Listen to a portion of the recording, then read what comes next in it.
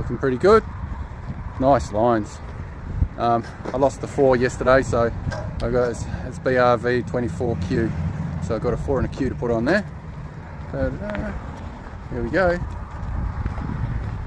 Look at those lines. A little bit of tape, but it's been a huge day, so we're just going to get going in a minute. All done underneath there.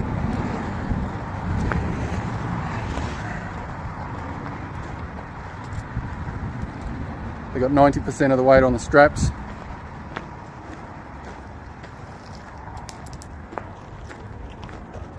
Got all the numbers on this side.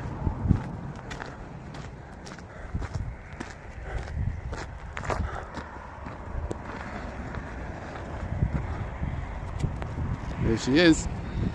Big shot.